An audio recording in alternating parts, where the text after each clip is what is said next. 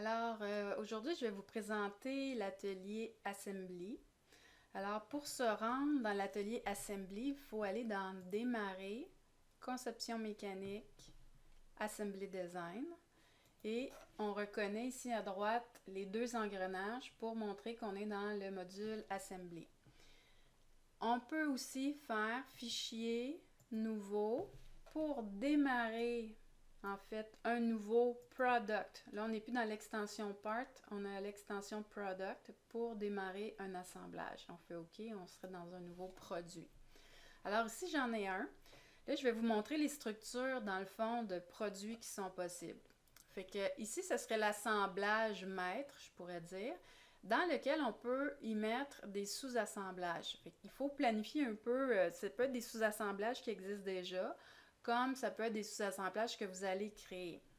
Donc, on va faire Insertion, Nouveau produit, à l'intérieur du produit qui est là. Donc, on a Product 2 qui va être sous le grand assemblé. Fait qu'on pourrait en avoir plusieurs comme ça.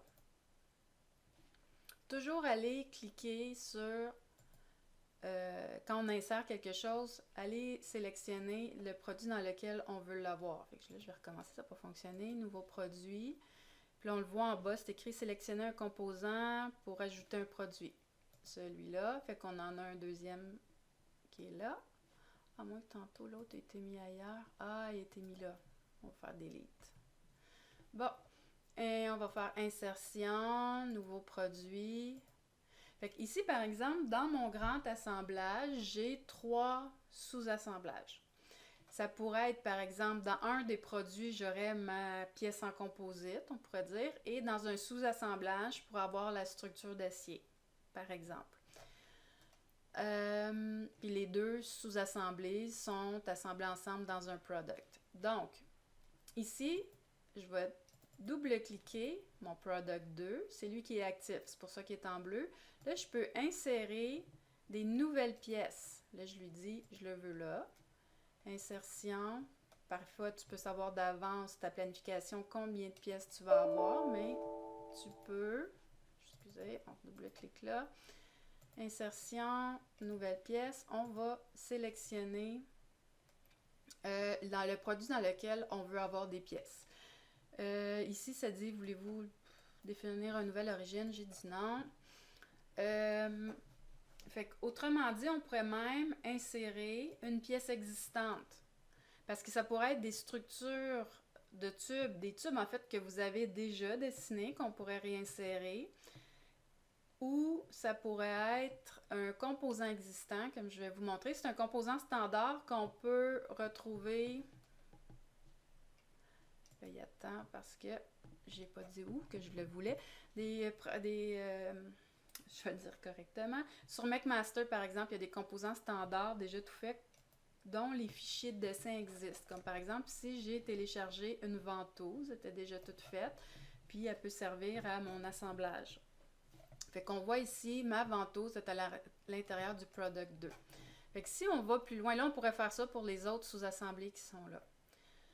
Si on va voir ici, ma ventouse, c'est une pièce qui est déjà faite. Fait qu'on voit qu'on est comme dans l'environnement part.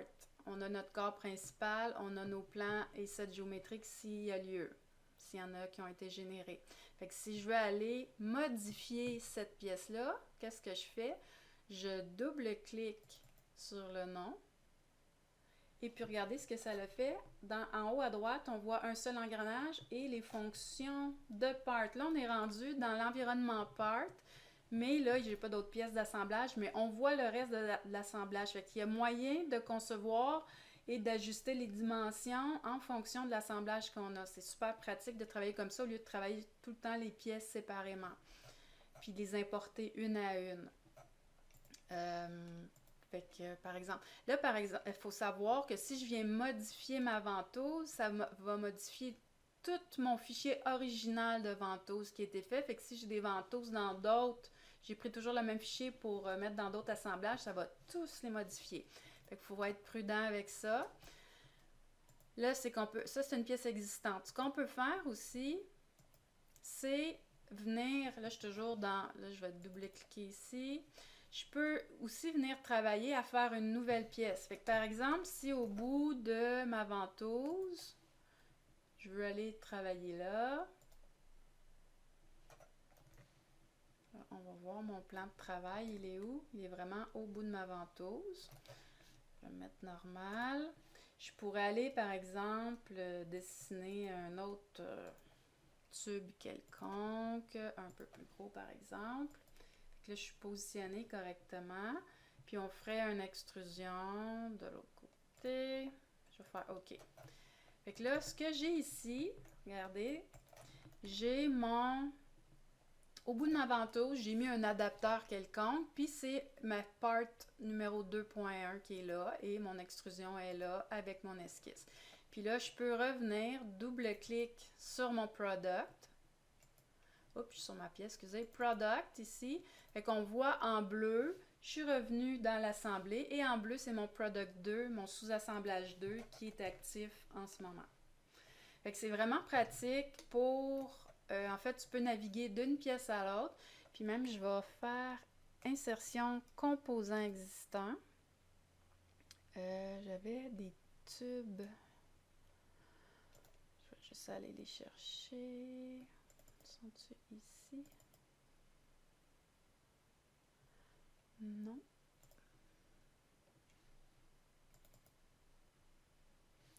J'avais des tubes, je ne sais plus où je les ai mis. Structurelle. Fait que par exemple, si j'ai une pièce de 10 pouces de long avec des bouts à 45, je peux venir la chercher. Je vais faire ouvrir. Fait que là, je vais juste faire renommer rapidement, là. Normalement, vous n'auriez pas ce problème-là. Bon, alors, on a la pièce de 10 pouces, mon tube qui est là. Là, faites attention, où est-ce qu'il est? Il est ici. Ma pièce de 10 pouces a été renommée. Fait qu'on voit les opérations que j'ai faites. Si vous le modifiez, par exemple, l'extrusion d'une longueur, à chaque fois que vous avez été chercher ce fichier-là, il va modifier tous les fichiers qui ont le même nom, qui ont la même origine. Même là, s'il a été renommé, il va toute la même origine, il va aller le chercher tout le temps. Et il va aller les modifier au complet. Fait qu'il va falloir être prudent avec ça. Ce que j'ai fait dans mon cas, si je fais fichier ouvrir, si vous avez plusieurs tubes à faire, par exemple, je vais ouvrir celui-là indépendant. Annuler, excusez. Je vais en prendre un autre. On va recommencer. Je vais en prendre un autre parce que celui-là, j'y ai déjà ouvert ailleurs, puis je ne veux pas le modifier. Merci. Fichier, ouvrir. Si tu en as différentes longueurs, mettons, moi, ce que je vous conseille de faire, c'est de partir du fichier, mettons, celui-là, c'est un 28 pouces de long, puis faire fichier enregistrer sous. Là, j'en ai besoin d'un de 36, mettons, avec des bouts de 45. Tu le dessines tout simplement. Tu lui donnes un nouveau nom, tu fais un nouveau dossier, un nouveau fichier, puis tu viens ensuite modifier ton extrusion à 36, par exemple. Fait que là, tu le sauvegardes. Donc là, tu as un nouveau à 36. Là, je vais le fermer ici. Puis ce que tu peux faire à ce moment-là, c'est insertion d'un composant existant. Oh, dans le product qui est ici, toujours dire où est-ce qu'il va. Puis là, tu as ton numéro de 36, là, celui qui a 36 de long, que tu peux alors importer. Bon, là, lui, je ne comprends pas pourquoi il me fait ça toujours. Il devrait pas vous faire ça. Il y a comme... Bon, fait que là, il y a deux un par-dessus l'autre, là, qui ont la même origine. C'est pour ça, regardez, j'en ai une ici. Puis j'en ai un là qui a la longueur. Là, je vous ai pas encore montré comment les positionner, mais l'idée est là. On peut faire des nouvelles pièces ou importer des composants existants.